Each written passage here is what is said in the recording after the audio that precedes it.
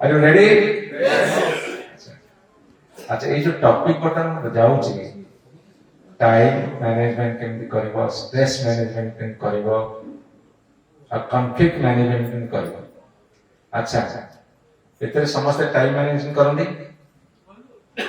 समस्त समस्त time perfectly manage करंदी जदि जो माने करूछ को हम टाइम परफेक्ट मैनेज करू त गोटे जोड़ बसी करी एनीबॉडी पूरा टाइम परफेक्टली मैनेज करछन बाबू तो स्ट्रेस नहीं सानंद बिल्कुल और स्ट्रेस अच्छी भी बोलता है तो स्ट्रेस का नहीं और रिटायर पेंशन में बाबू है इनमें बादल है well stress free लोग 200 पाखाबी वर्ष स्ट्रेस फ्री केते सत केते मुछता परवर्ती समय कथा किंतु दुई जण हाथ देखले जे मो स्ट्रेस है ओके वेरी नाइस कहार जीवन में कॉन्फ्लिक्ट नहीं कहा सके कॉन्फ्लिक्ट करना एबे कॉन्फ्लिक्ट समस्या अछि निज से निजर कार कॉन्फ्लिक्ट अछि एठी जत्ते बसे सो निज भीतर निज से निजर कॉन्फ्लिक्ट भाई बसा ठीक चेयर प्ले में हम छिड़ा okay let us start time starts okay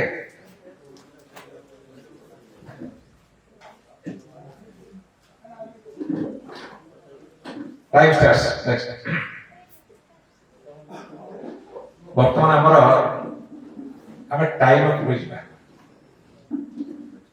your time starts केते समय दे परियो friends are you ready yes समस्त के मुंडले नहीं पार दे एटा रिचार्ज कर दे प्लीज जी हाथ नंबर त देखो तो ये हाथ त मुंडो में धर रखते ठीक है एक नहीं पाए दे ओके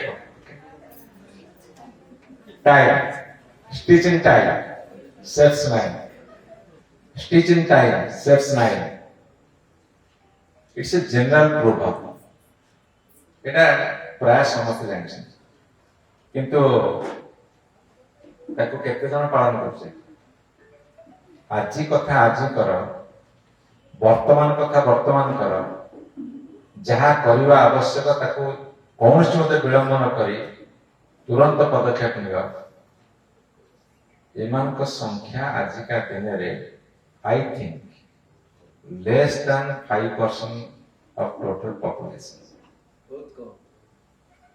negligible बहुत कम यू आर राइट बहुत कम तार गोटे बड़ उदाहरण होची एटा आपण मान प्रयोजक कि हम जानि नै मु जेतले पाठ पढुतले परीक्षा थिबो आ धरतु 2 मास तो बहुत भलो पाठ पढ़े बुला बुला करे दिन रात बही पढ़े टिके साइलेंट कर देनु भाई एवं मोर थला 8टा सब्जेक्ट मुता हिसाब करले 8 सप्ताह 56 केन गोटे सब्जेक्ट 7 डेज पढ़ियो मोके 4 दिन हाथ समय अछि 4 दिन समय करी बुलियो ले एका तक बसिबे हो आउ तो रूम रु बाहर में क्वार जबिनी किछ नै क्या बारीपदर पढ़ुवा पिला से मिसी भी जाओ इनका धारणा है कि 56th डे जो दिन हैला से दिन कोनी कौन से कारण हो जो धारा में पढ़ी खेल हो गुलिगा हो गुलिबा हो से दिन गला है हला 56 डे का पड़ेगा छाड़ा आउ 6 दिन आउ 7 दिन पूरा भलो भी खेल दबा गोटे सब्जेक्ट 6 दिन लगे देबा 800 को 48 तम दिन लगा तापर भाबी ठीक अछि किते पाठ की अब तो देखिछु पढिछु ठीक खाली आखि पुरिया कथा 40 दिन दबा 5 दिन लगे गोटे सब्जेक्ट पढि तापर 40 दिन पढला एमिति कि परीक्षा पाछला मु बही खोली पाइला एमिति का क्षेत्र घटी न घटी ना मो कैटेगरी की ऑप्शन नहीं मते के जानि न चाहे जदि के मो कैटेगरी बैक में हाथ करे केही लाज करे प्लीज मु रिक्वेस्ट कर सत बया से मो कैटेगरी किछ लोक अछि माने बहुत लोक अछि किंतु तन कष्ट लागे ମୁଁ ଭାବିଲି ସେବେ ମୁଁ ଏ କଥାଟା ଛାଡ଼ି ଦେଇଛି। ଏବେ ମୁଁ ଗୋଟେ ବହି ଲେଖୁଛି, ବହି ବୈଷୟିକ ଉନ୍ମୋଚନ ବହି 2 ତାରିଖରେ। ମୁଁ ଭାବିଲି ଲେଖିଦେବି, କିନ୍ତୁ ଲେଖା ଚାଲିଛି। ମୁଁ କିନ୍ତୁ ପବ୍ଲିସର କହିଦେଇଛି ରେଡି କର, ପ୍ରଚାର କର, ଯେତିକି ଲେଖିଛି ରେଡି କର, ବାକି ତାକୁ ଦଉଛି, ତାକୁ ଡିଫିକଲ୍ଟ ହେଇଯିବ। ଆଜିକା ଦିନରେ ମଧ୍ୟ ମୁଁ ଆପଣଙ୍କୁ କହି ରଖେ, ସିଷ୍ଟମେଟିକ ହେଇପାରୁନି। ହଁ, ଅନ୍ୟ କୌଣସି କାରଣ ଯଦି ନ ହଉ ଦୋଷରା କଥା, କିନ୍ତୁ ମୋ ହାତରେ ଯୋଉଟା ଅଛି ମୁଁ ତାକୁ ବ୍ୟବହାର କରିବାରେ ଅସମର୍ଥ ହଉଛି, ଯୋଉଟା କି ସ୍ଟିଚିଂ ଟାଇମ୍ ସେଭ୍ସ ମାଇଣ୍ଡ, ଆମେ ଯୋଉ କଥା କହିଛେ ସେ କଥାଟାର ପୁରା ବିପରୀତ କରୁଛି। ଆଚ୍ଛା, ମୋ କଥା ଶୁଣିକି ଅଡିବୁଲ ହଉଛି ତ? ଅଡିବୁଲ ହଉଛି? କିଛି ପ୍ରୋବ୍ଲେମ ନାହିଁ ତ? ଆଚ୍ଛା, ସମୟ ପରିଚୟ ସମୟକୁ ଫଳପ୍ରଦ ଭାବରେ ସଂଗଠିତ କରିବା ଏବଂ ବିନିଯୋଗକୁ ବୁଝାଏ। ମୁଁ ସେ ଉପରେ ଆସିବା ପୂର୍ବରୁ next slide, time is discipline. ଯୋଉମାନେ ବେଶୀ ୟଙ୍ଗଷ୍ଟର୍ସ ଅଛ ତାଙ୍କୁ ବେଶୀ କାମରେ ଆସିବ। ତୁମେ ଯାହାକୁ ସମୟ ଦେବା କଥା ଦିଅ, କିନ୍ତୁ ଆଜି ମତେ ସମୟ ଦିଅ, ମୁଁ ମାଗିଛି ସମୟ। ମୋର ଯେତିକି ବେନିଫିଟ୍ ନ ଆସିବ, ଯଦି ମୁଣ୍ଡରେ ପଶିବ, ବେନିଫିଟ୍ ଆପଣମାନଙ୍କର ବେଶୀ ହେବ। Time is discipline. ଡିସିପ୍ଲିନ କେମିତି ଟାଇମଟା? ସମୟଟା କେମିତି ଡିସିପ୍ଲିନ? ମୁଁ ଆପଣଙ୍କୁ ଗୋଟେ ଏକ୍ସାମ୍ପଲ ଦେଉଛି। ବର୍ତ୍ତମାନ ଆମର 4ଟା ବାଜିବ। 4ଟା ବାଜିବାକୁ ଗଲାବେଳେ ସୂର୍ଯ୍ୟ ତାର ଠିକ୍ ଯୋଉ ସୂର୍ଯ୍ୟ ଆକାଶରେ ଅଛନ୍ତି, ସେ ତାଙ୍କର ଘରକୁ ଫେରିବାର ବେଳ ହେଲା। ସେ ପାହାଡ଼ର ମଥା ଛୁଇଁବାକୁ ବର୍ତ୍ତମାନ ଯାଉଛନ୍ତି। ପୁଣି କାଲି ଯେତେବେଳେ ସକାଳ ହବ, ସେ ପୁଣି ପାହାଡ଼ ସେପାଖରୁ ପୂର୍ବ ଦିଗରୁ ଏମିତି ବାହାରିବ। ସେ ଖରା ହଉ, ବର୍ଷା ହଉ, ବାଦଲ ଢାଙ୍କିକି ରଖୁ, କିନ୍ତୁ ସୂର୍ଯ୍ୟ ତାଙ୍କ ଗତି ପଥରେ କେବେ ବି ସାମାନ୍ୟତମ ବିଳମ୍ବ କରିଛନ୍ତି କି? ମତେ ପାଇଦେଲେ ମତେ ଆଉ ଟିକେ ଇଣ୍ଟରେଷ୍ଟିଂ, ଆପଣଙ୍କୁ ଇଣ୍ଟରେଷ୍ଟିଂ। ସୂର୍ଯ୍ୟ ତାଙ୍କ ଗତି ପଥରେ ସାମାନ୍ୟ ବିଳମ୍ବ କେବେ କରିଛନ୍ତି କି? ଆଚ୍ଛା, ଯଦି କରିନାହାନ୍ତି ତାହେଲେ ଆମେ କାହିଁ କରୁଛେ? ମୁଁ ଛାଡ଼ିଯାଉ, ଆମେ ମଣିଷ ବୋଲି କହୁଛେ। Very nice. କିଏ କହିଲେ ନା? ଆପଣ କହିଲେ ଆମେ ମଣିଷ ବୋଲି କହୁଛେ। କୋଉ ଗୁଣରେ ଆମେ ପଶୁ ପକ୍ଷୀରୁ ଭଲ? ଆମେ କଥାରେ କହିବୁ ନାହିଁ ତ ପଶୁଟା କି? ମୁଁ ଗୋଟେ ବହି ବି ଆଉ ଗୋଟେ ଲେଖୁଛି, ତା ନାଁ ହେଉଛି ମଣିଷ ବ୍ୟକ୍ତିରେଖ। ତା ପଛରେ ଗୋଟେ ବିରାଟ କାହାଣୀ ଅଛି, ମୁଁ ସମୟ ନଷ୍ଟ କରିବି। ଡିକ୍ସନାରୀ ଅଛି ମାନବେତର, ମାନବଟି ହେଉଛି ଇତର। ମୋ ସାଥିରେ ମୋର ଯୋଉ ପାର୍ଟନର ଲେଖକ, ସେ କହିଲେ ବହିର ନାଁ ଦେବା ମାନବେତର। ମୁଁ କହିଲି ନେବା। ପଶୁ ପକ୍ଷୀ ବୃକ୍ଷଲତା ମଣିଷ ଠାରୁ କେବେ ହେଲେ ଛୋଟ ନୁହେଁ, ରାଗ ମଣିଷରୁ ବଡ। ମୁଁ ସେଇ ଚ୍ୟାଲେଞ୍ଜ ନେଇକି ବର୍ତ୍ତମାନ ଲେଖୁଛି ମାନବେତର। ଲେଖିଲେ ନାହିଁ, ଲେଖିଲି ମଣିଷ ବ୍ୟକ୍ତିରେଖ। ମୁଁ ପ୍ରତି ପଦକ୍ଷେପରେ ତାକୁ ପ୍ରମାଣ କରୁଛି, ବୃକ୍ଷଲତା ଆମଠୁ ବଡ, ପଶୁ ପକ୍ଷୀ ଆମଠୁ ଆହୁରି ଭଲ। ତାଙ୍କର କ୍ୟାରେକ୍ଟର, ତାଙ୍କର ଚଳଣି, ତାଙ୍କର ଟାଇମ ଜ୍ଞାନ, ସବୁଥିରେ ସେ ଆମଠୁ ଆଗରେ। ମତେ ଗୋଟେ କଥା ଆପଣମାନେ କୁହନ୍ତୁ, ବର୍ତ୍ତମାନ ସନ୍ଧ୍ୟା ହବ, ପଶୁ ପକ୍ଷୀ ତାଙ୍କ ଘରକୁ ଯିବେ ନା ଯିବେନି? ସେ ରାତିରେ ଖାଇବେ? କେବଳ ରାତ୍ରିଚର ଜୀବକୁ ଛାଡ଼ିଦେଲେ ଏ ପେଚା ଜାତୀୟ ଜୀବଙ୍କୁ ଆଉ ଯେତେ ପଶୁ ପକ୍ଷୀ ସନ୍ଧ୍ୟା ପରେ ଖାଦ୍ୟ ଖାଆନ୍ତି। କିନ୍ତୁ ଗୃହପାଳିତ ପଶୁ ଆମେ ଦଉଛେ, ଗୃହପାଳିତ ପକ୍ଷୀ ଦଉଛେ, ଯେହେତୁ ତାଙ୍କ ଦେହ ଖରାପ ହଉଛି ଏବଂ ତାକୁ ବି ଭେଟେନାରୀ ଡକ୍ଟର ଆମେ ଠିକ କରିଛେ। କିନ୍ତୁ ଜଙ୍ଗଲରେ ବା ମୁକ୍ତ ଆକାଶରେ ବିଚରଣ କରୁଥିବା, ମୁକ୍ତ ଭାବରେ ବିଚରଣ କରୁଥିବା ପଶୁ ପକ୍ଷୀ ମାନଙ୍କର ଲାଇଫଟା ସିଷ୍ଟମେଟିକ ନା ନାହିଁ? ସିଷ୍ଟମେଟିକ ନା ନାହିଁ?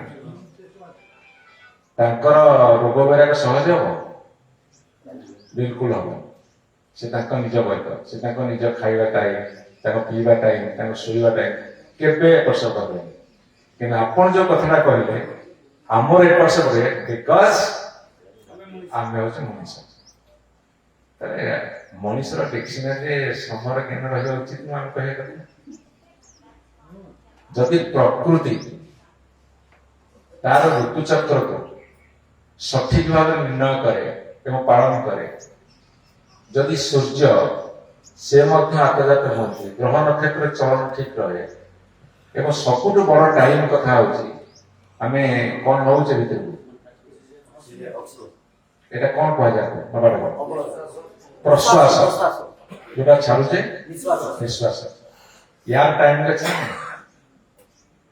अरे प्रश्वास नवा निश्वास छाड़ा तार टाइम अच्छे ना नहीं तमें कहना तू बाबा टिके धीरे धीरे जा के जोर जा के कर एमती अच्छी की से रिदम टाइम चलची से जो दिन बंद हो जदि ये डिसिप्लिन समस्त मनुष्य रही मनुष्य खाऊची पीऊची बंची मुझे कथा कह किए डेरी किए डेरी उठुची जेबे काम करने करूनी जहाँ रोग वैराग हो तार काम अटकी जाऊँगी जो रिजल्ट पाइबा से पाऊनी फेल्युअर हो राइट टाइम राइट कथा कर जीवन में सब किसी से पाई पारुची तेणुक टाइम इज एन इन्वेस्टमेंट आपण मान धारणा आम मान धारणा जे बैंक रे जति पैसा रखा जाए बा बिजनेस रे जति पैसा लगा जाए दैट इज इन्वेस्टमेंट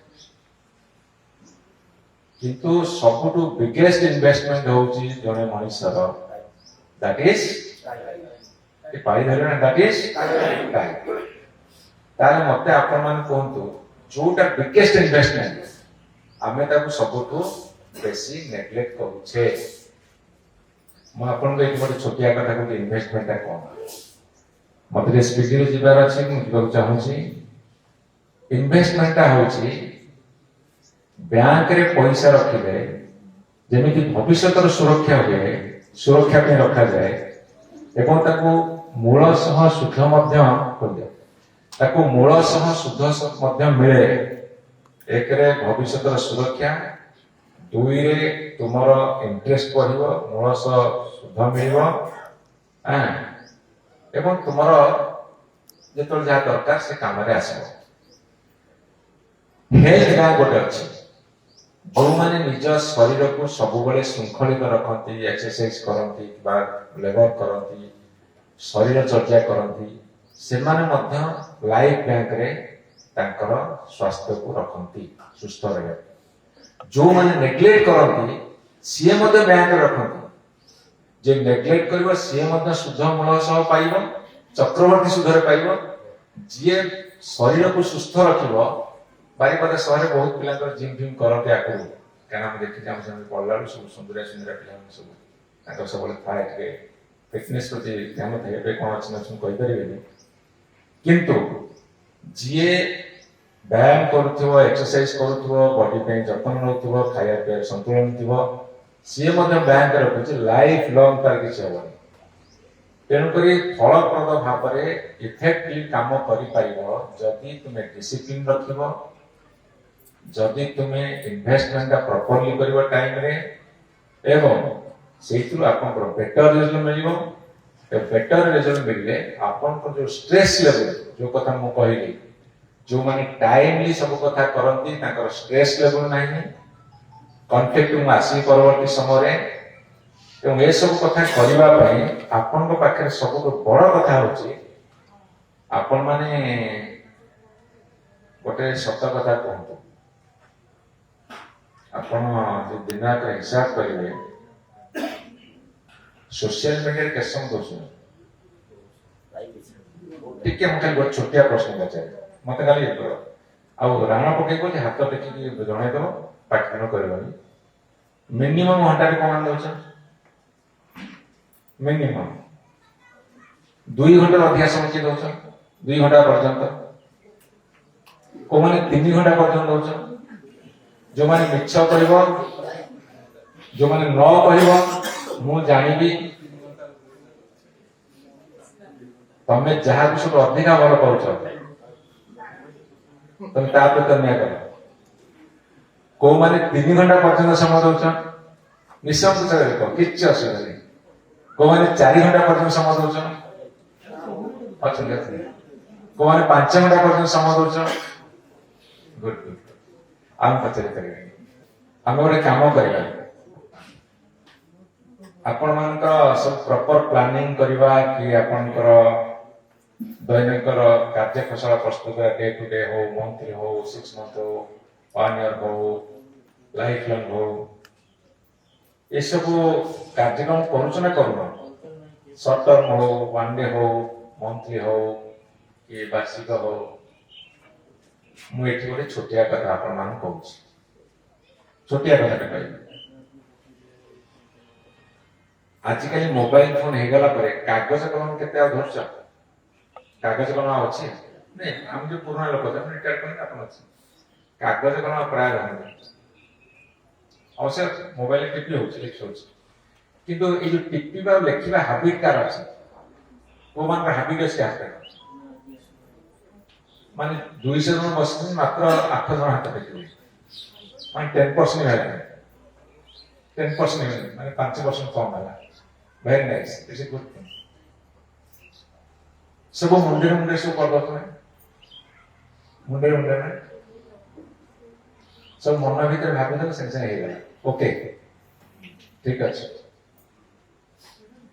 ମତେ ଖାଲି ଆପଣ ମାନେ ଗୋଟେ ଛୋଟିଆ କଥା କହିବେ, ଫରଗେଟଫୁଲନେସ୍ ଅଛି ନା କାର? ମାନେ ଟିକେ ମେମୋରି, ମାନେ ମନେ ରହୁଥିବ କି ଭୁଲିଗଲି ଏମିତି ହୁଏ ନା ନାଇଁ? ଏମିତି କୋଉମାନେ ହଉନଥିବେ, ଯେ ହଉଛନ୍ତି ଯେ ହଉନ, ଟିକେ ମନେ ରହୁନଥିବ, ମନେ ରଖିଥିବ, ଭୁଲି ଯାଉଥିବ, ଏମିତି ହଉଛି? ତାହେଲେ ତୁମେ ଟିପିଦେଲେ କ୍ଷତି କଣ ଥାଏ? ଆପଣ ଗୋଟେ ଏକ୍ସାମ୍ପଲ ଦଉଛି, ମୁଁ ଯାହା ଶୁଣିଥିଲି ଇନ୍ଦିରା ଗାନ୍ଧୀଙ୍କର ବାଥରୁମରେ, ଡ୍ରଇଂ ରୁମରେ, ବେଡରୁମରେ, ଡାଇନିଂରେ ସବୁଠି ତାଙ୍କର ନୋଟ ପ୍ୟାଡ୍ ସବୁ ରହିଥାଏ ୱିଥ୍ ପେନ୍। ଯେତେବେଳେ ଯାହା ମନେ ପଡେ ସେ ଲେଖିଥାନ୍ତି। ଯେତେବେଳେ ବାହାରନ୍ତି ଅଫିସରୁ, ତାଙ୍କର ଯେ ପ୍ରାଇଭେଟ ସେକ୍ରେଟାରୀ ଥାନ୍ତି, ସେ ସବୁଗୁଡା କଲେକ୍ଟ କରିନିଅନ୍ତି। ପୁରୁଣା କାଳେ ରାଜନୀତି ଲୋକମାନଙ୍କୁ ଦେଖିଛି, ମୁଁ ତାଙ୍କ ସହିତ ଯେତେବେଳେ ପିଲାଟି ବେଳେ ଦେଖୁଥିଲି, କାମ କରୁଥିଲି, everything they take note down, everything they take note, ସବୁ କଥା ନୋଟ୍ କର, ଛୋଟିଆ କଥା ହଉ ବଡ କଥା ହଉ। ଆପଣ ଭାବୁଥିବେ ଛୋଟ କଥାଟା କାହିଁକି ମନେ ରଖିବେ, କିନ୍ତୁ ଗୋଟେ କଥା ମନେ ରଖିଥା, ମୋ ବି ଯୋଉଟା ଛୋଟ କଥା ହୁଏତ ଆଉ କାହାକୁ ସେଇଟା ବହୁତ ବଡ କଥା ହେଇପାରେ। ଗୋଟେ ଗରିବ ଲୋକଟେ ଗୋଟେ ଗ୍ରିଭାନ୍ସ ନେଇକି ଆସିଛି ବାଦଲଙ୍କ ପାଖକୁ, ଚେୟାରମ୍ୟାନଙ୍କ ପାଖକୁ। ଗୋଟେ ଗରିବ ଲୋକଟେ ଗୋଟେ ଛୋଟିଆ ଗ୍ରିଭାନ୍ସ ନେଇକି ଆସିଛି ସାନ ଭାଇ ପାଖକୁ। ତା ପିଇଟା ହଉଛି ବହୁତ ବଡ କଥା। ଯଦି ଭାବିବା ଆମ ପିଇଟା ଛୋଟ କଥା, ହଁ ମୁଁ ଯେହେତୁ ଗୋଟେ ପୋଜିସନରେ ଅଛି, ମୁଁ ଏ କାମ କରିବାକୁ ସକ୍ଷମ, ମୁଁ ଗୋଟେ ଚୁକ୍ତିରେ କରିଦେଇପାରେ, ଏମିତି ଗୋଟେ କାମ ଅଛି, ନ ହେଇପାରେ। କିନ୍ତୁ ଯିଏ ଉମ୍ମିଦ ରଖିକି ଆସୁଛି, ଭରସା ରଖିକି ଆସୁଛି,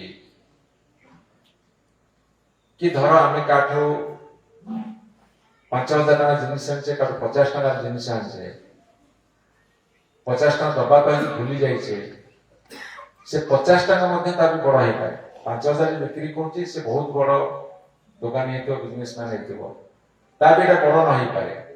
କିନ୍ତୁ 50 ଟଙ୍କା ଯେ ବଡ ନୁହଁ ସେ କଥା କହିପାରିଲେ, ତାର ସମୁଦାୟ ଦୈନିକ ରୋଜଗାର ଥିବ 200-300 ଟଙ୍କା, 400-500 ଟଙ୍କା ବିକ୍ରି ହଉଥିବ। ତେଣୁ ଆମେ କେବେ ଭାବିବାନି ଏଇଟା ହଉଛି ଛୋଟ କଥା, ଛୋଟ ଜିନିଷ, ମନେ ରଖିବାନି। ସେଇଥିପାଇଁ every day you have to take the note, ତାକୁ ଟିପି କରି ରଖିବା ଦରକାର। ଏବଂ ଯୋଉମାନେ ଲେଖିକରି ରଖନ୍ତି, କାଗଜଟା ତାଙ୍କ ହାତରେ ପଡିବା, ଯେ ମୋବାଇଲ ଫୋନରେ ଆପଣ ନୋଟ୍ କରୁଛନ୍ତି, ତାକୁ ବାରମ୍ବାର ଦେଖୁଥିବେ, ଆପଣ କୌଣସି କାମ ଲେଫ୍ଟ ଆଉଟ୍ ହବନି କି ଅଧୁରା ରହିବନି। ମୁଁ ଆପଣଙ୍କୁ କହିଲି ଏଇଥିପାଇଁ, ଏଇଟା ମୋ ନିଜର ଏକ୍ସପିରିଏନ୍ସ, ମୋ ନିଜର ଏକ୍ସପେରିମେଣ୍ଟ ମୁଁ କହୁଛି। ଯୋଉମାନେ ଏ କଥା କରୁଛନ୍ତି ସେମାନେ ସକ୍ସେସଫୁଲ ପର୍ସନ ହେଇପାରିବେ।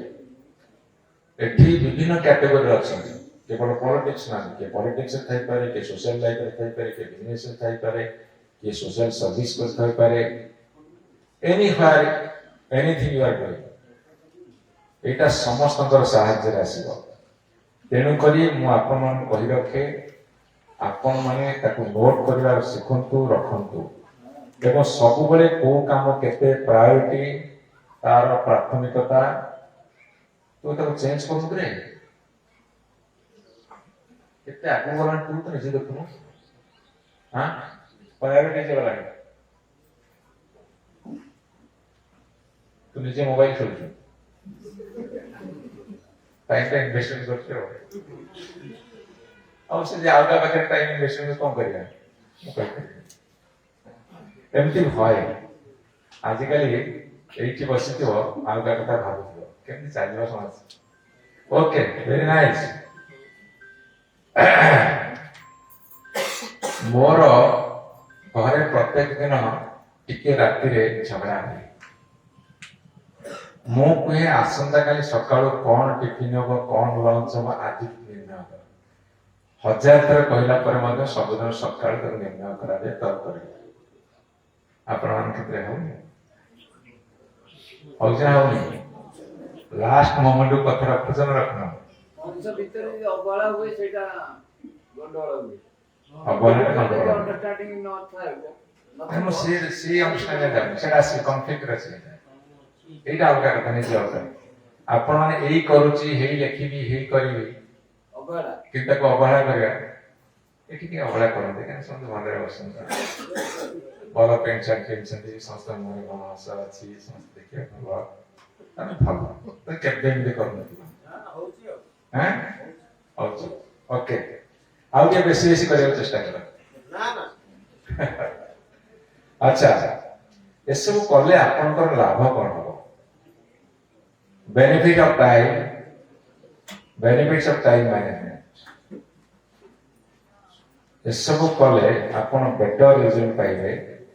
ମୁଁ ଆପଣଙ୍କୁ ଗୋଟେ କଥା କହି ରଖୁଛି, ଆମେମାନେ କହିଥିଲେ 2:55 ଆରମ୍ଭ କରିବେ।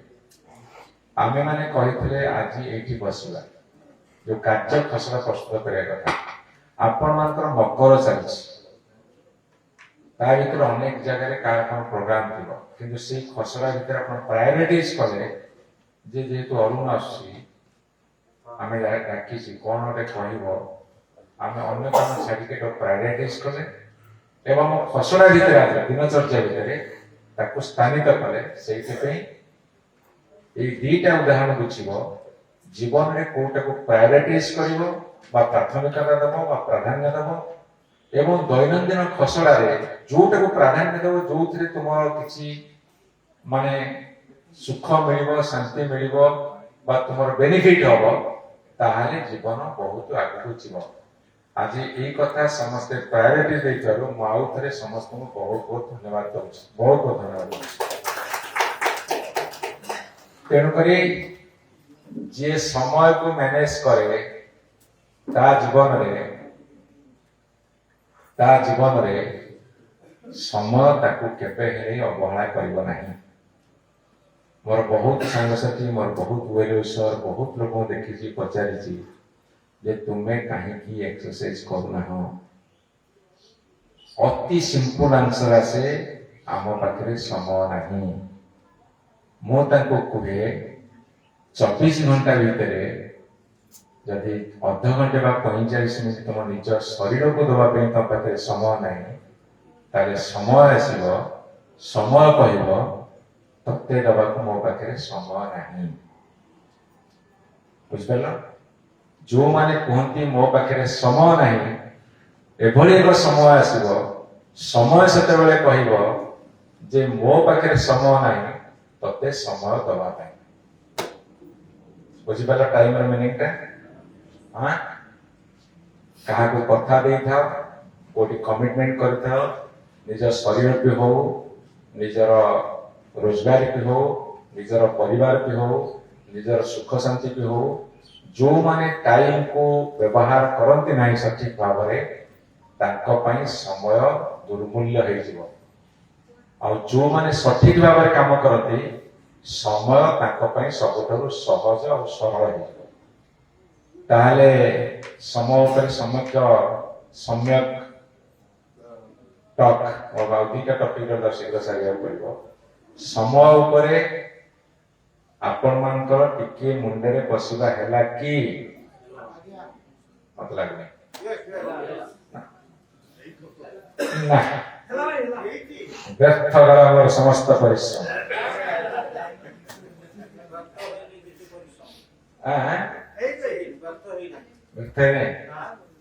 ମୋର ସମୟ ବ୍ୟର୍ଥ ହେଇଯାଉ, କିନ୍ତୁ ଆପଣଙ୍କ ଭବିଷ୍ୟତରେ ସମୟ ସାର୍ଥକତା ଆଣିବ, ଏଇଟା ହଉଛି ମୋର କାମ।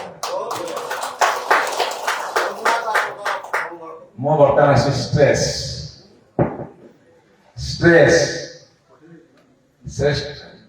स्ट्रेस रो ओडियाटा कोन अवसाद सबरो बेसी बड़ स्ट्रेस कोटा मेंटल स्ट्रेस मानसिक अवसाद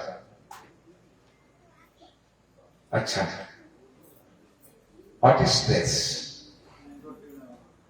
मुंडा टीना हो जाछि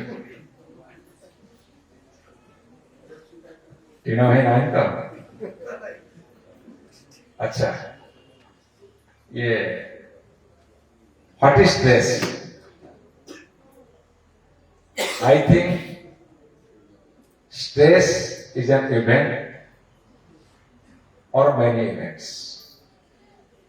Event man ko, what a occurrence, what an incident, what an accident.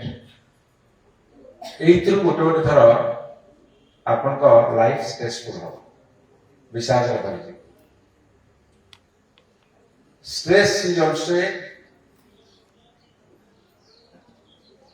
situation ମୋ ପରିସ୍ଥିତି କହନ୍ତି ନା ଭାଇ ମୋ ପରିସ୍ଥିତି ଭଲ ନାହିଁ ଆରେ କଣ ଏତେ ମନ ଦୁଃଖ ଯେ ବସ ଭାଇ ମୋ ଘର ପରିସ୍ଥିତି ଭଲ ନାହିଁ ଆରେ କଣ ହେଇଛି ନା ଆମେ ଟିକେ ବର୍ତ୍ତମାନ ସାମାଜିକ ସ୍ଥିତି ଭଲ ନାହିଁ ପରିସ୍ଥିତି ଭଲ ନାହିଁ situation this is an event also this is a situation also it happens with everybody ତେଣୁ ମୁଁ ପ୍ରଥମରୁ ଆପଣଙ୍କୁ ପଚାରିଥିଲି ଷ୍ଟ୍ରେସ୍ କାହାର ନାହିଁ कि दुई जन मात्र कहले 200 जन जे आमर स्ट्रेस नाही किंतु मैं व्यक्ति भाव परीक्षा कर देखिए स्ट्रेस को कौन बुझती स्ट्रेस केमसे फ्री हेले मो पिरियड लेसन मुझे शिखी जब स्ट्रेस फ्री बड़ बड़ कथा किसी ना गोटे स्ट्रेस पछरे के पार्टी करी बोले हाँ ठीक गोटे टाइप ऑफ स्ट्रेस गोटे शॉर्ट टर्म गोटे हूँ लंग टर्म गोटे हूँ शॉर्ट टर्म स्ट्रेस कौन आपणकर धरतु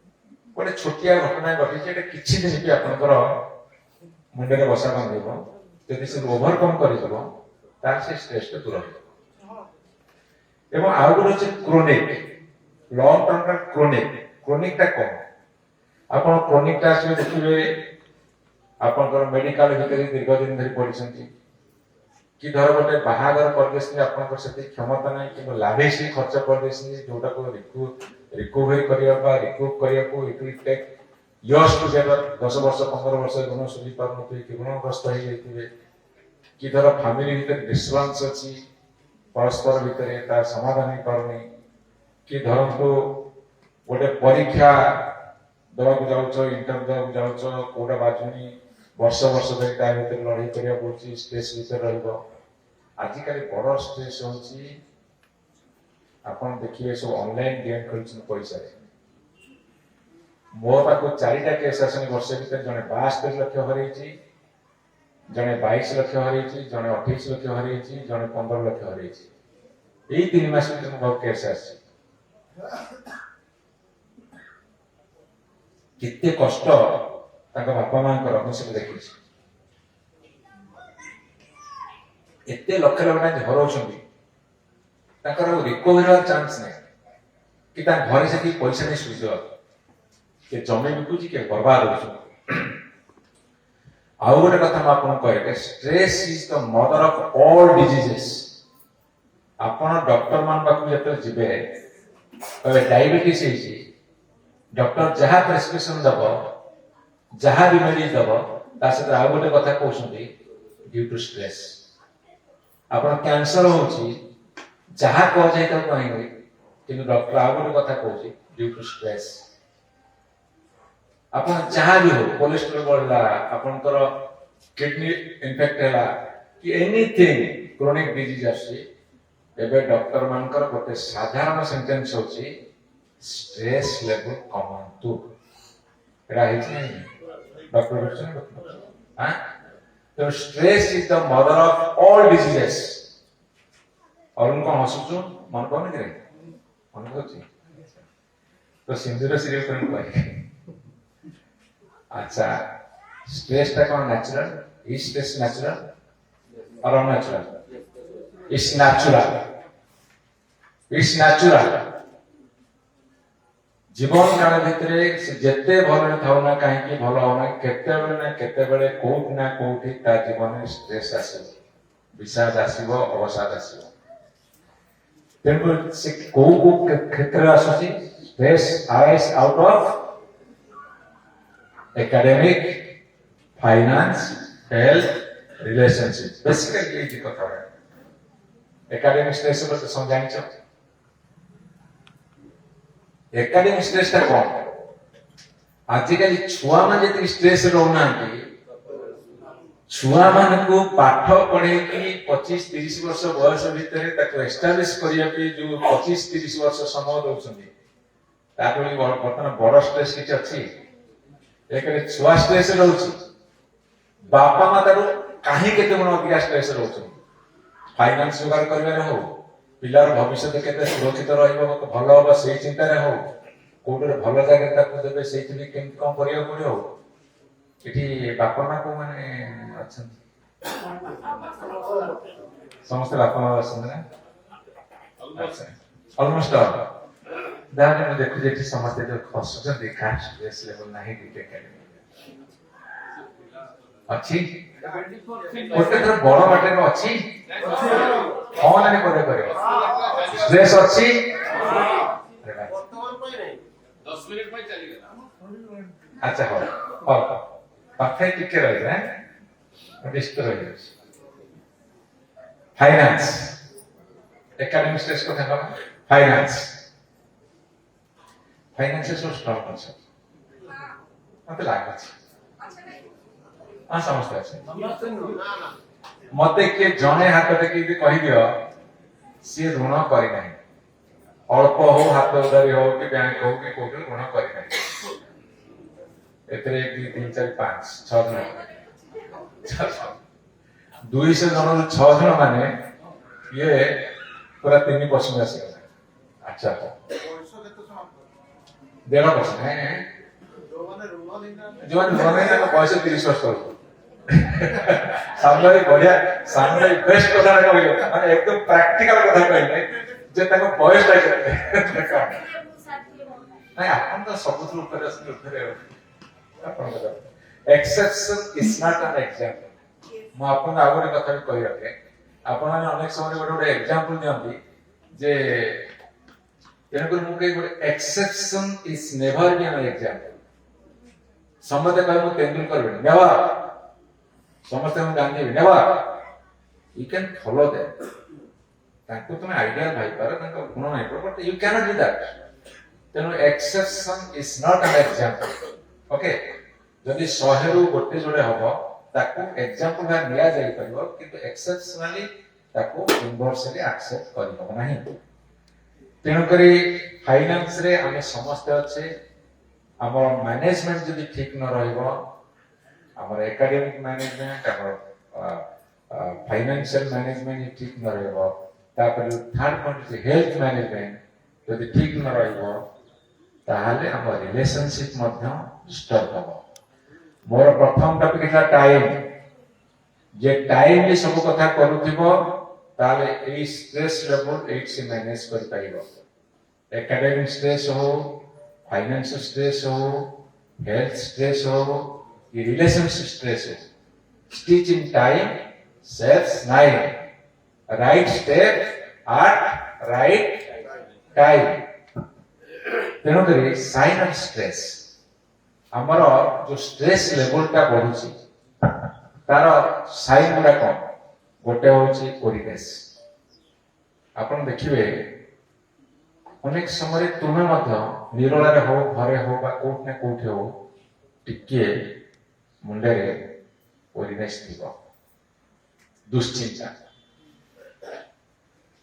रहुची निजर कैरियर की हो भविष्य की हो कि फाइनेंशियल क्रंच बा क्राइसिस की हो कि घरे रिलेशनशिप हो कि फ्रेंड साथ रिलेशनशिप हो कोठ दुश्चिंता रहउथिबो एवं out of that out of worriness हमें ओवर थिंकिंग करछे अनेक समय ओवर थिंकिंग हुए आवश्यकता ठारू अधिका चिंता करबा को ओवर थिंकिंग कहा जाए हमें अनेक समय ओवर थिंकिंग करछे एवं सैडनेस दुख भी रहउछे এবং কনস্টান্ট ডিস্ଟ୍ରାକ୍ଟ ଦୁଃଖ ରହୁଛି ଫ୍ରଷ୍ଟ୍ରେସନ ଆସୁଛି there are two kind of frustrations এই কথাটা মতে দয়া করে শুনবে there are two kind of frustrations one is positive frustration another is negative frustration positive frustration হচ্ছে যে ମୁଁ ସୋସାଇଟିରେ କିଛି କରିବାକୁ ଚାହୁଁଛି ଅନ୍ୟମାନଙ୍କୁ କିଛି କରିବା ଚାହୁଁଛି ମୋ ନିଜ ପାଇଁ ବିଶେଷ ନୁହଁ ଅନ୍ୟମାନଙ୍କୁ ବେଶୀ ଚିନ୍ତା କରୁଛି ସେତେବେଳେ ମୁଁ ସେଥିରେ ସକ୍ସେସ୍ ପାଉନି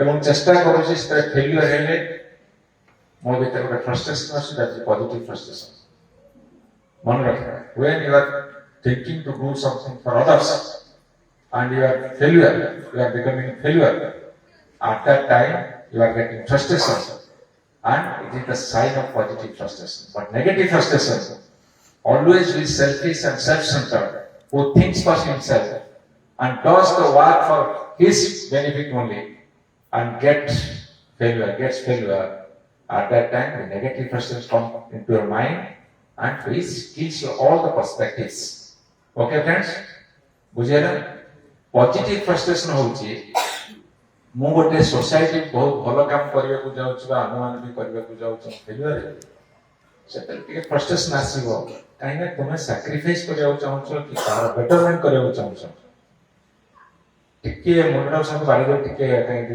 ଟିକେ ବାଡ଼ିବ ଟିକେ ଯିଏ ନ ବାଡ଼ିବ ତା ହାତ କ'ଣ ହବ ବଥ ହବ ଶୁଣ ବଥ ହବ ସିଧା କଥା କହୁଛି ଟିକେ ମୁଣ୍ଡ ବାଡ଼ିବ ବଥା ହେଇଯାଏନି ଅବଶ୍ୟ ବଥା ଦୂର କରିବାକୁ ଆସିଛି ଆଚ୍ଛା ଆଚ୍ଛା ଆଙ୍ଗର ଏ ଭିତରେ କାହାର ରାଗ ନାହିଁ ଟିକେ ମତେ ଗୋଟେ କାହାର ରାଗ ନାହିଁ ସୀମା ପାଖ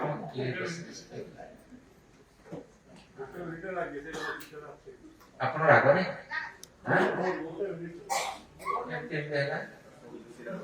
ଏମିତି କେମିତି ହେଲା ଗୋଟେ ସେମିତି ନଥିଲା ହଁ ହେଲା ହେଲା ଠିକ ଅଛି ମୁଁ ତ ପ୍ରଶଂସା କରୁଛି ମୁଁ ଫିଲ୍ମ ସେକ୍ଟର ନ କେମିତି କେମିତି ହେଲା ଶୁଣ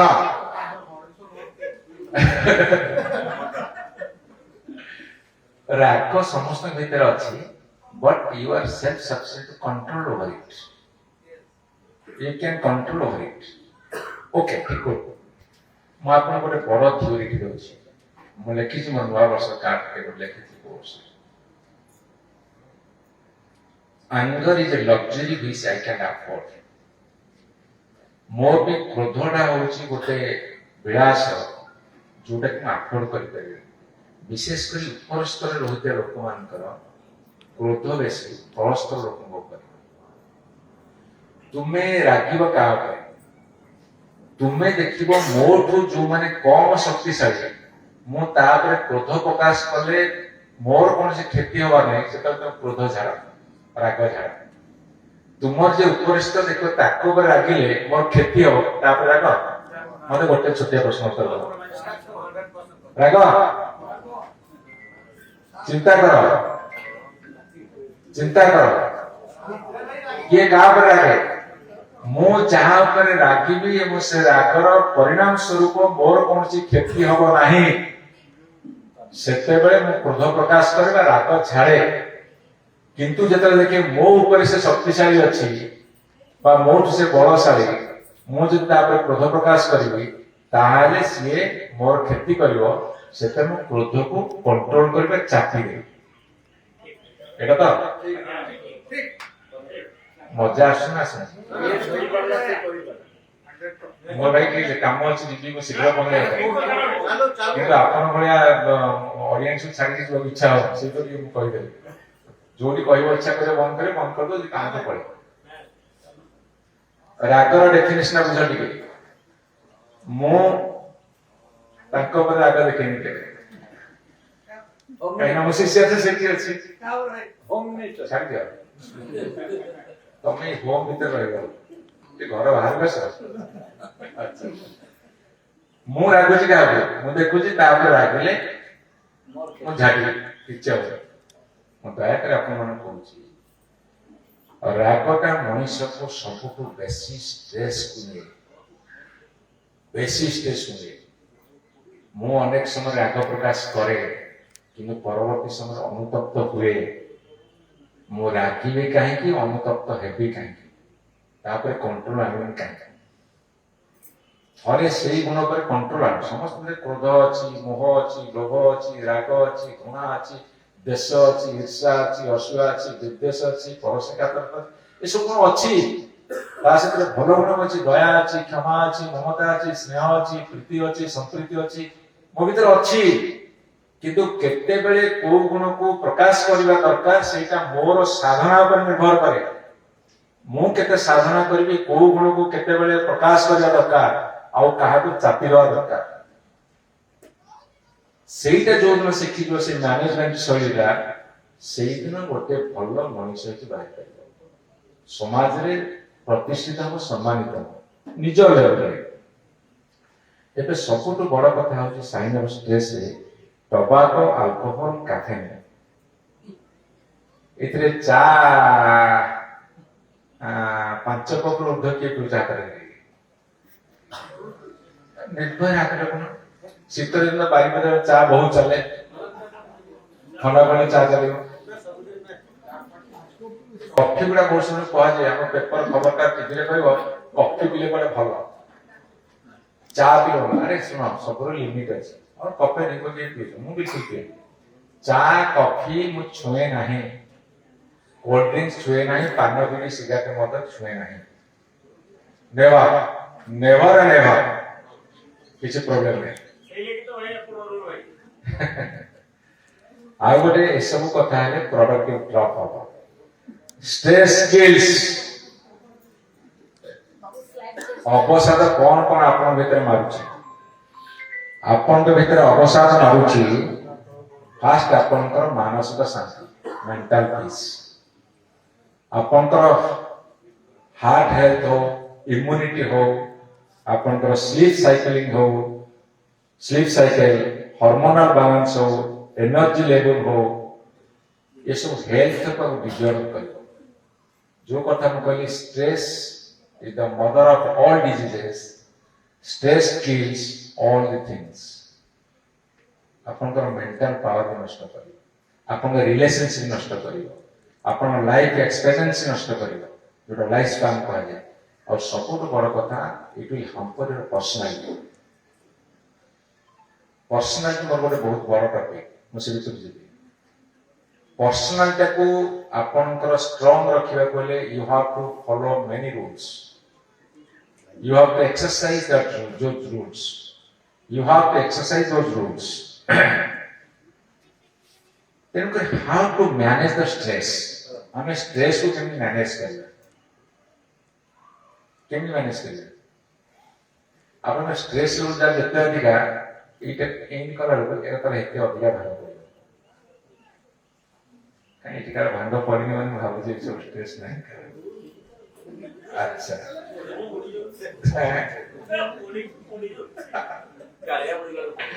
ଆଚ୍ଛା ଆଚ୍ଛା,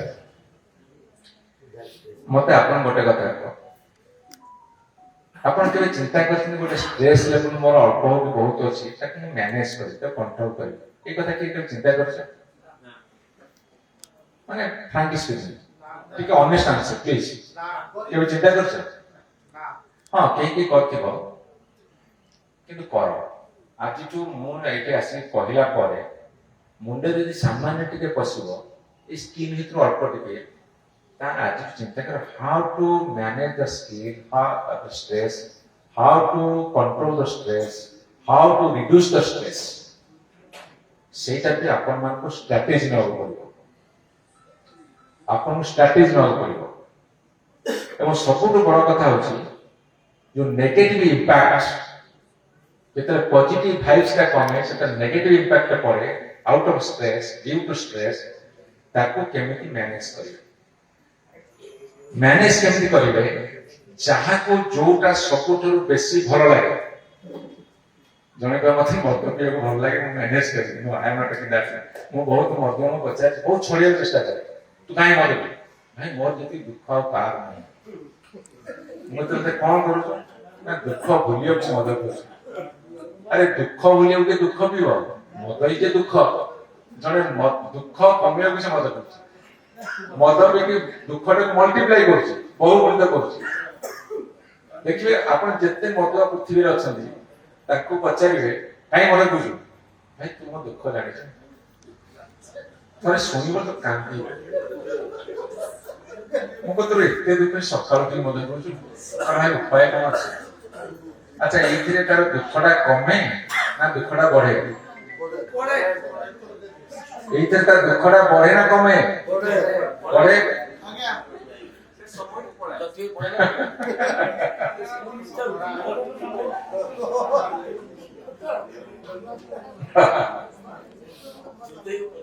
ସେଇ କଥା ଛାଡିକି ଆପଣ ଦେଖିବେ, ମୁଁ ଆପଣ ମୋ କଥା କହୁଛି, ମତେ ଯେତେବେଳେ ଟିକେ ଅବସାଦ ଆସେ, ଏବେ ମୁଁ 5-10 ବର୍ଷ ହେଲା ସପିଂ କରିବାକୁ ଯାଉନି, ମୁଁ ଯାଇନି ଆକ୍ଚୁଆଲି, ମୁଁ ଦଶହରାକୁ ଯାଇ ଲାଷ୍ଟ 10 ବର୍ଷ ଯାଇନି।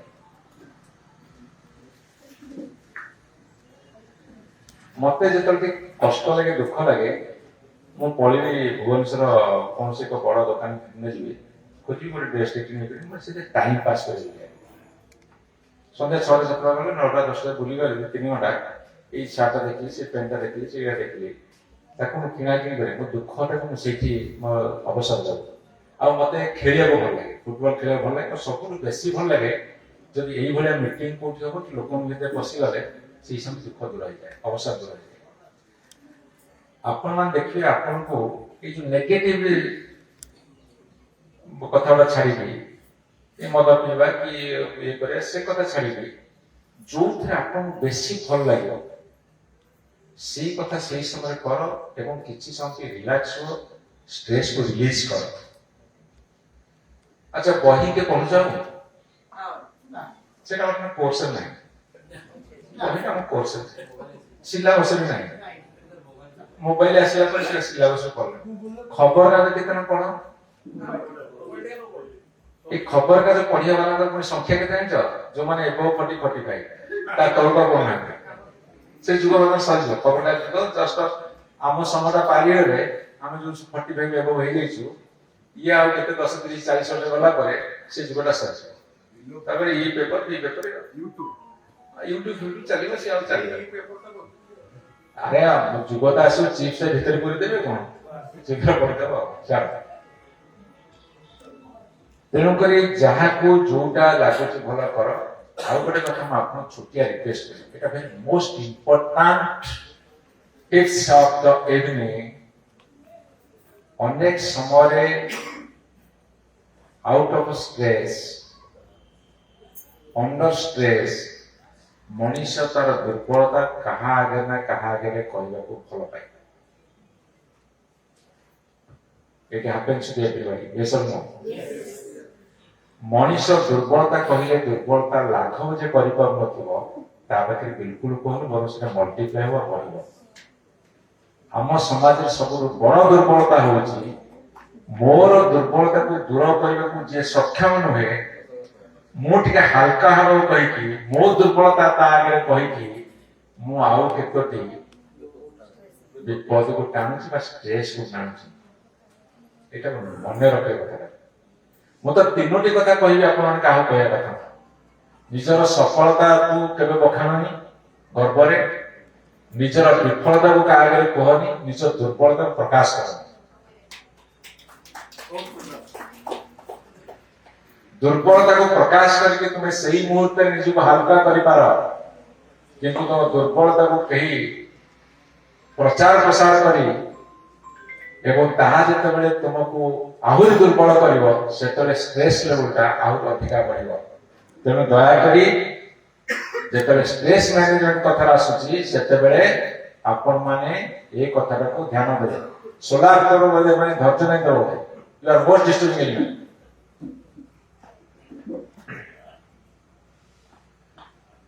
ଆଚ୍ଛା ଆଉ ଗୋଟେ କଥା ଶୁଣନ୍ତୁ,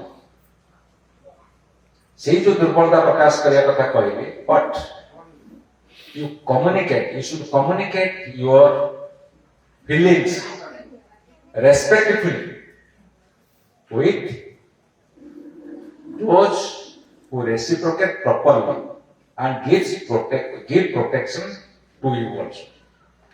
ତମକୁ ଯେ ସୁରକ୍ଷା ଦବ ଏବଂ ରେସ୍ପେକ୍ଟଫୁଲି ସେ ତମ କଥାକୁ ଗ୍ରହଣ କରିବ, ତା ଆଗରେ ତମେ କହିପାର। ସ୍ୱାମୀ ସ୍ତ୍ରୀ ଆଗରେ କହିବାର କିଛି ଅସୁବିଧା ନାହିଁ, କି ଭଲ ବନ୍ଧୁ ଆଗରେ କିଛି କହିବାର ଅସୁବିଧା ନାହିଁ। किंतु रेस्पेक्टफुली तुम ग्रहण करुची एवं स्ट्रेस नेक्स्ट स्ट्रेस रो बहुत कथा अछि त आपको आ जबि नहीं किंतु मु आपन स्ट्रेस लेवल को कमिया पहिले आपन को कहिली आपन जोटा भल लागिवो करिवे एवं निज माइंड को अन्य एंगेज रखिवे एवं जो जोगुरु स्ट्रेस आपन को क्रिएट हेची ताकू आपन सॉल्व करबा को अनवरत चेष्टा करिवे एमिति कोनसी कथा नाही जहा की समाधान हेई परिबो नाही समाधान हेई परिबो एमिति कोनसी कथा समाधान हेई परिबो नहीं हां ओके एक कथा सुनिला परे सबुठ बड़ कथा होची आपनकर फिजिकल एक्सरसाइज आजकल हम सोसाइटी रहू त हम सब छुआ मन का करके हम जो महिला मन तक संग साथी से कथा आंती हमर से ना राति 12 घंटा घर घर रुटी करी थोड़ा सुखी जाते आउ दिन 3टा कर लंच आमदार हुए हुए ना नहीं हां एरा भला कथा पशु पक्षी मैंने ठीक समय शोबे आम राति 1 शोक सका 9-10 उठा आज जन जन जिते रात शो सका 6 उठी पड़े तो भी हॉस्पिटल सब तैयारी एठी भी मेडिकल कॉलेज है एठी पुनी बड़ बड़ कॉर्पोरेट हॉस्पिटल आसला किछ असुविधा नहीं से लिखते वेलकम मो गोटे थर आम स्टाडियम कही जस्ट आम जो खेल पड़िया जोटे पाखे हॉस्पिटल 7 नंबर है मु कहली खेल पड़िया को जो व्यवहार करिवो सेटा भी जीवा को मना आ खेल पड़िया जो व्यवहार करबनी सेटा वेलकम लिखि घंटे एक्सरसाइज कर देखो स्ट्रेस लेवल कुआडे मोर जतले स्ट्रेस आसे वॉकिंग कर दौड़े न एक्सरसाइज करे और सही घंटाटा आपन दुनिया रे किछि आपन 1 hour exercise will kill minimum half of the day stress time इच्छा थिला बहुत किछ करियो एवं सबुठ बड़ कथा मु आपन कहूची जे आपनकर फिजिकल एक्सरसाइज स्लीप साइकिल माने आपन राइट टाइम राइट काम करूथिबे ताले आपनकर ठीक समय सोइबे ठीक समय उठिबे राइट टाइम में जा करिया था करिवे कॉन्फ्लिक्ट लास्ट और only 10 minutes then we go back conflict cannot survive without your participation when there was a professor and motivator motivational speaker of America से लिखिले conflict cannot survive without your participation मु जदि participate न करिवे conflict रहइबो कि जदि मु regime restrain कर देबे बा दूरे देबे conflict रहइबो कि तेनो conflict रहइबो विवाद रहइबो जोति मोर strongly involvement रहइबो participation रहइबो okay please give me only 10 minutes conflict केमिति आनो कोउत रुहे घर भितरे स्वामी स्त्री भितरे हबो फैमिली मेंबर्स भितरे हबो फ्रेंड्स मान भितरे हबो आपन को प्रोफेशनल मध्ये हबो ए सब कथार कॉन्फ्लिक्ट अराइज करे कॉन्फ्लिक्ट कोड हबो नेक्स्ट डिसएग्रीमेंट हबो मो आपन कथार सहमत न सेठी कॉन्फ्लिक्ट हबो मो आपन कथार सहमत हेई पार नै डिसएग्री करूची ठीक के साले डिसएग्री करूची सेत्रु हबो क्लास लेवल हबो डिफरेंस को ओपिनियन रहबो वैल्यूज रहबो मु जोटा वैल्यूज बोले हम आपन गुरुत्व दोनथि कि आपन का वैल्यूज मु गुरुत्व दोनथि कि हमर आवश्यकता हमर नीड्स रहबो कि हमर इंटरेस्ट मध्ये तो हम पर हबो सेतेला हबो is it natural is it natural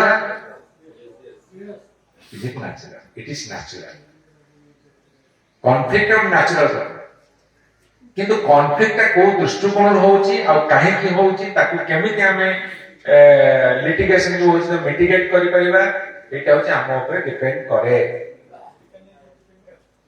conflict हौच मागुर कहि सारिछि सोसाइटी रे होची वर्क प्लेस रे होची प्रोफेशनल होची फैमिली भीतर होची फ्रेंड्स भीतर होची एटा सब हमर कॉन्फ्लिक्ट इश्यू होची कॉन्फ्लिक्ट ऑफ इंटरेस्ट होची हमर पुअर कम्युनिकेशन इश्यू होची हमर इगो जुगुर होची अहंकार जुगुर होची मिसअंडरस्टैंडिंग जुगुर होची भूल बुझामणा जुगुर होची हमर डिफरेंस इन वैल्यूज जो कथा हम आपन कहि सारिनी एवं आउ किसी इमोशनल प्रेशर जुगुर होची माने गोटे अहेतुक भावक प्रवणतार शिकार हे अनेक समय मिसअंडरस्टैंडिंग हे होची तेणु कॉन्फ्लिक्ट कौन करे ये जो कथा मु कहि आपन टाइम स्ट्रेस और कॉन्फ्लिक्ट आसे जेतले कॉन्फ्लिक्ट अराइज होची एटा आपन स्ट्रेस लेवल को मध्य बढ़ौची आपन टाइम मध्य फील करूची एवं आपनकर पर्सनल डैमेज मध्य होची ता साथे सोशल रिलेशन बा सामाजिक संपर्क मध्य क्षतिग्रस्त होची एवं प्रोडक्टिविटी मध्य कमची आपन जेति की काम करबा कथा जदि कॉन्फ्लिक्ट हैला से स्ट्रेस हैला टाइम बर्बाद हैला आपन जेति की अचीवमेंट करबा कथा और जेति की प्रोडक्टिविटी करबा कथा सेटा कमची तेणु हमको काहे की कॉन्फ्लिक्ट को मैनेज करबा पड़िबो why do we need to manage the conflict एटा होची वर्तमान सबथरो बड़ क्वेश्चन आपनकर गोटे डिसिप्लिन लाइफ आपन गोटे क्वालिटी लाइफ वर्तमान में सब कुछ ने क्वालिटी कमोडिटीज क्वालिटी चीज भलो चीज क्वालिटी तेनो क्वालिटी लाइफ एवं गोटे लाइफ रो डिसिप्लिन आमन को कॉन्फ्लिक्ट दूरे की रहबा को पड़िबो बा ताको समाधान करबा को पड़िबो तेणु फलप्रद भाव में कार्य करबा पई आमे कॉन्फ्लिक्ट को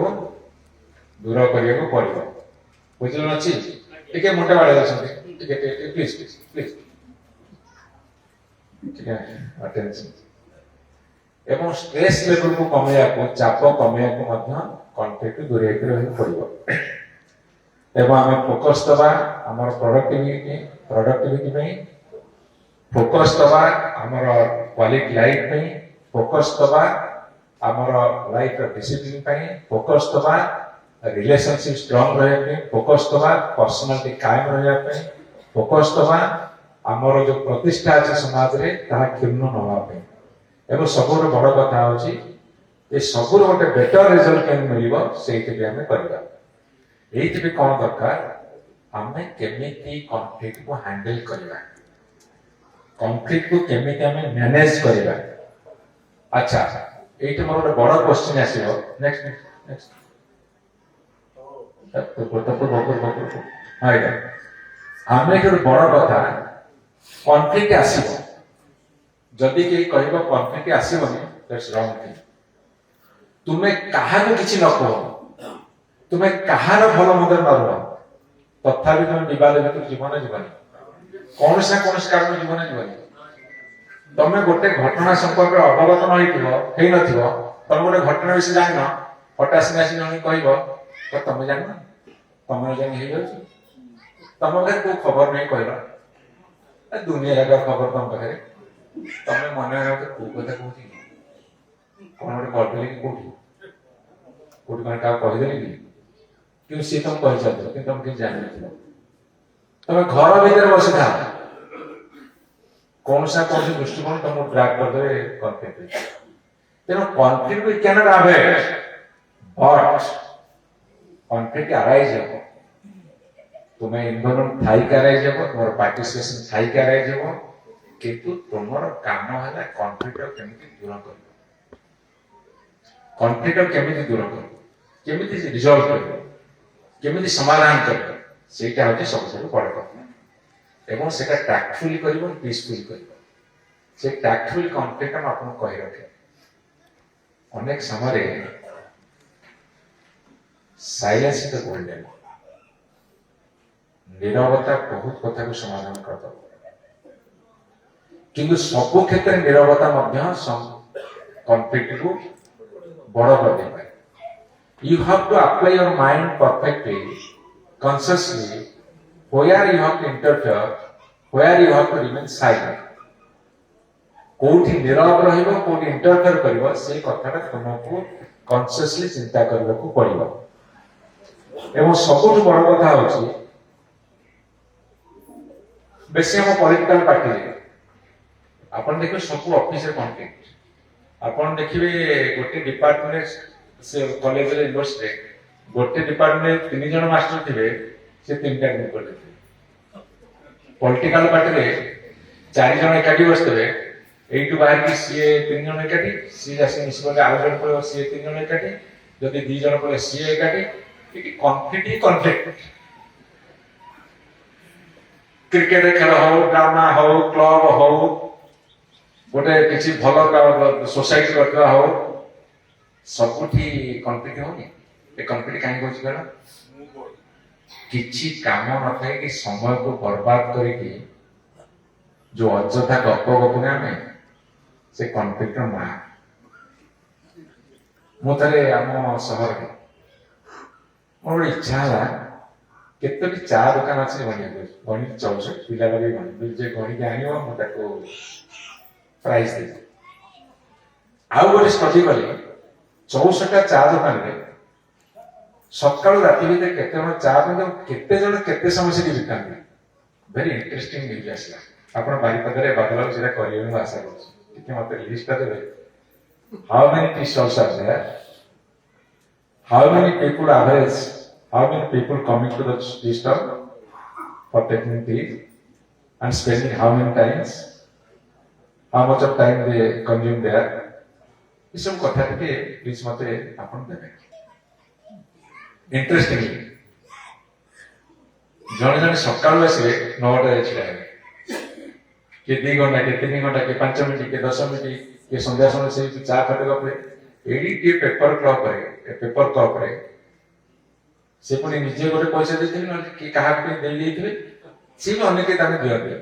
8 ସୁଳୁକା ମାରିକି ଟ୍ରମ୍ପ ସାଥିରେ ଭେନେଜୁଏଲା ଆଉ ଯୋଉ ଗ୍ରୀନଲ୍ୟାଣ୍ଡ ଆଉ ଯୋଉ କାନାଡା ମ୍ୟାପ କଣ ହେଇଛି ତାର ସେ କଥା ହେଇଛି ଆଉ ଯାବତୀୟ ଆ ତା ବିରୁଦ୍ଧରେ ଗପିବା ପ୍ରଡକ୍ଟିଭ କାମ କିଛି ନଥିବ ତା ଭିତରେ ଚାଲିବ। ସତ ନା ମିଛ?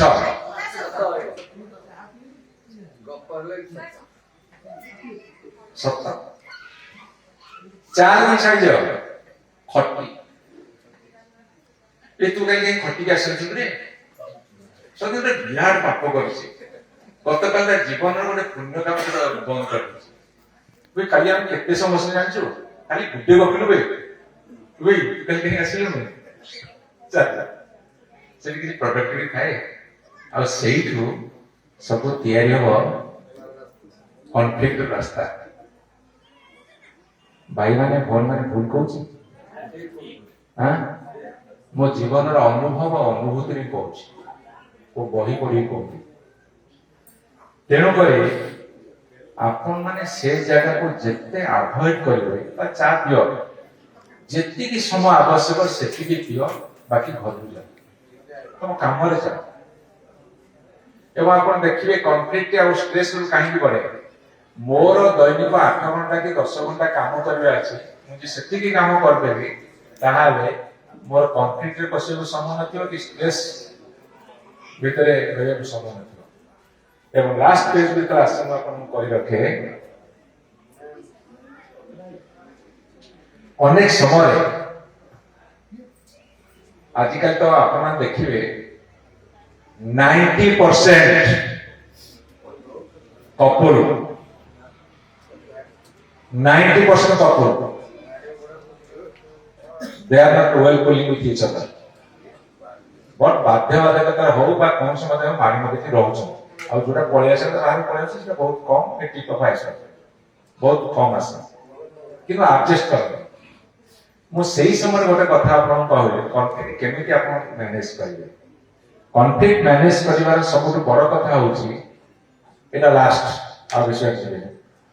କନଫ୍ଲିକ୍ଟ ମ୍ୟାନେଜ କରିବା ସବୁଠୁ ବଡ କଥା ହଉଛି ଆପଣ ଏବେ ପ୍ରାୟ 6-7 ଡିଗ୍ରୀ ଥଣ୍ଡା ହେଇଥିଲା ବୋଧେ ଶିମିଳିପାଳ ତ 3 ଡିଗ୍ରୀ ହେଇଥିଲା 2 ଡିଗ୍ରୀ ହେଇଥିଲା 0 ଡିଗ୍ରୀ ହେଇଥିଲା 0 ডিগ্রি ହେଇଥିଲା ମାଇନସ୍ ଠିକ ଅଛି ବାରିପଦା କେତେ ଡିଗ୍ରୀ ହେଇଥିଲା 6-7-8 ପଳେଇ ଶୀତ ସେଥିରେ ଆଡଜଷ୍ଟ କଲ ନା କଲନି କଲ ନା ଆମେ ଶୀତ ତମ ସେଥିରେ ଆଡଜଷ୍ଟ କରୁଛୁ ଶୀତ ସେଥିରେ ଆଡଜଷ୍ଟ କଲ ଏଇ ବର୍ଷ ଲଙ୍ଘା ବର୍ଷା ହେଇଛି ଆଡଜଷ୍ଟ କଲ ନା କଲନି ଖରା ଯେତେବେଳେ ଅସମ୍ଭବ ଖରା ଏଠି ହୁଏ 40-42-45 ଡିଗ୍ରୀ ହୁଏ ଆଡଜଷ୍ଟ କରୁଛ ନା କରୁନ ଏ ସବୁ କଥା ଛାଡ଼ିଯାଅ କାହାକୁ ଏସି ଅଛି କାହାକୁ ଛତା ଅଛି କାହାକୁ କୋଟ ଅଛି ସ୍ୱେଟର ସ୍ୱେଟର ଅଛି ରୋଗ ସାଥିରେ ଆଡଜଷ୍ଟ କରୁଛ ନା କରୁନ ଯେତେବେଳେ ରୋଗ ହଉଛି ତା ସାଥିରେ ଆଡଜଷ୍ଟ କରୁଛ ନା କରୁନ ତାହେଲେ ତମର ସହଧର୍ମୀ ହୁଅନ୍ତୁ କି ମହିଳା ମାନଙ୍କର ପତି ହୁଅନ୍ତୁ ବାପ ହୁଅନ୍ତୁ କି ଭାଇ ଭାଇ ହୁଅନ୍ତୁ ସାଙ୍ଗ ହୁଅନ୍ତୁ କି ପ୍ରଫେସନାଲ ପାର୍ଟନର ହୁଅନ୍ତୁ ଆଡଜଷ୍ଟ କରିବା ଅସୁବିଧା କୋଉଠି ରହିଲା ଯଦି ଶୀତ ସାଥିରେ ବର୍ଷା ସାଥିରେ ଖରା ସାଥିରେ ରୋଗ ସାଥିରେ ଆଡଜଷ୍ଟ କଲ ତମ ଉପରିସ୍ଥ ବସ୍ ସାଥିରେ ଆଡଜଷ୍ଟ କଲ ତାହେଲେ ଏଇ ସାଙ୍ଗ ସାଥୀ ଭାଇ ବନ୍ଧୁ ସ୍ୱାମୀ ସ୍ତ୍ରୀ ଏଇଥିରେ ଟିକେ ଆଡଜଷ୍ଟ କରିବା ଅସୁବିଧା କୋଉଠି ରହିଲା ମୁଁ କମ୍ପ୍ରମାଇଜ କରିବା କଥା ନୁହେଁ ଆଡଜଷ୍ଟ ତାହେଲେ କନଫ୍ଲିକ୍ଟ ରହିବ ନା ହବନି ମୋର ଫିଲୋସଫି ହେଲା I should adjust with the world. I should adjust with the world, but I should not expect the world should adjust with me. ମୁଁ ଆଶା କରେ ଅନୁଚିତ ପୃଥିବୀ ମୋ ସାଥିରେ ବା ପୃଥିବୀର ଅନ୍ୟମାନେ ମୋ ସାଥିରେ ଆଡଜଷ୍ଟ କରନ୍ତୁ ରାଦର ମୁଁ ସମସ୍ତଙ୍କୁ ଆଡଜଷ୍ଟ କରିବି ଏ ଭାବନାଟା ଯୋଉଦିନ ଆସିବ ସେଇଦିନ କନଫ୍ଲିକ୍ଟ ତିନି ଭାଇ ଦୂର ହେଇଯିବ ଆମେ ରାଇଟ୍ ଆମେ ରାଇଟ୍ अच्छा then leaders don't avoid, repress or deny conflict but rather see it as an opportunity এটা ବହୁତ ବଡ଼ ଟପିକ ମୁଁ ସେ ଭିତରକୁ ଆଉ ଯାଉନି ତେଣୁକରି ବନ୍ଧୁମାନେ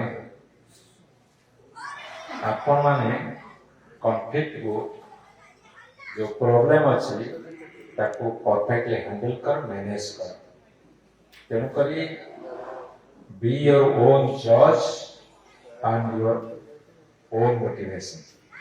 अच्छा स्ट्रेस और कॉन्फ्लिक्ट ये तीनोटी कथा पर समन्वय रक्षा करी अपन को पाखापाखि घंटे 15 मिनट हो घंटे 11 मिनट अपन को पैसा ले अपन कैसे लगेगा घंटे 15 मिनट लगेगा हम भाई अपन को जाना पड़ला घंटे कुछ नहीं मो टॉपिक आरंभ करी गोटे 46 गोटे 46 आरंभ करती तीनटा 46 टॉपिक आरंभ करती 46 बर्तमान 4:56 मो एठी छाड़ी आटला 5टा बेले I always try to keep time सबले समय को रखे मो दिन को 22टा 24टा 20टा 15टा मीटिंग रहे मो ताको एडजस्ट कर दे मो जेतले चाहे आरो मीटिंग जीवी घंटा देखिबी केते समय लागिवो जो थिबो सेट छाड़ी पड़े काहे कि देइत्रा कथा रखिबा पाए वेरी डिफिकल्ट मुझे ती कथा कहिली कहिबा को मते जति भल लागिला सुनिबा को आपन को जति भल लागिला किंतु प्रैक्टिस करबा वेरी डिफिकल्ट जे थरे प्रैक्टिस पकला इट्स वेरी इजी प्रैक्टिस करबा पई उद्यम करबा जति भी डिफिकल्ट थरे प्रैक्टिस रे पड़ी गले सबुठ सहज और सरल मो कथा रे एकमत अच्छा सब कथा पॉलिटिसाइज न करिया को बाबा मु टिके चाहूची सब कथा पॉलिटिसाइज न करिया को पॉलिटिकल एक्टिविटी बाहर thousands activities are there which can be addressed to bring the society into a golden fold where the people can get the essence of life. यदि लाइफ एसेंस जानिबो चाहतु म आपन को राणा पकई कहूची आज ठरू गला परे ନିଜ ପାଇଁ ସମୟ ଦିଅ ଆଉ ନିଜ ପାଇଁ ଯେ ସମୟ ଦେବ ନାହିଁ ପୁଣି ଆଉ ରିପିଟ କରୁଛି ସମୟ ଆସିବ ସମୟ କହିବ ତୋ ପାଇଁ ମୋ ପାଖରେ ସମୟ ନାହିଁ ଆଉ ଷ୍ଟ୍ରେସ୍ ଲେବୁଲ ତୁମେ ଜଣେ ବିବାଦୀୟ ବ୍ୟକ୍ତି ଭାବରେ ସର୍ବଜନ ବିଦିତ ହବ ଯେତେବେଳେ ତମ ଉତ୍ତର ଜୀବନରେ କାନକୁ ଶୁଭୁନଥିବ ଆଖିକି ଭଲ ଦେଖାଯାଉନଥିବ ଦାନ୍ତ ପଡି ଯାଇଥିବ ଅଣ୍ଟା ନଇଁ ଯାଇଥିବ ସେତେବେଳେ ଭାବିବ ସାୟଦ ମୋ ସେଇ ଜୀବନରେ ମୁଁ ଟିକିଏ ସତର୍କ ହେଇଥାନ୍ତି ଆଜି ମୁଁ ରେସ୍ପେକ୍ଟଫୁଲି ସମାଜରେ ବିଦାୟ ନେଇଥାନ୍ତି ତେଣୁକରି ଲାଷ୍ଟ ଡାଇଲଗ ହଉଛି I always start my life from the end.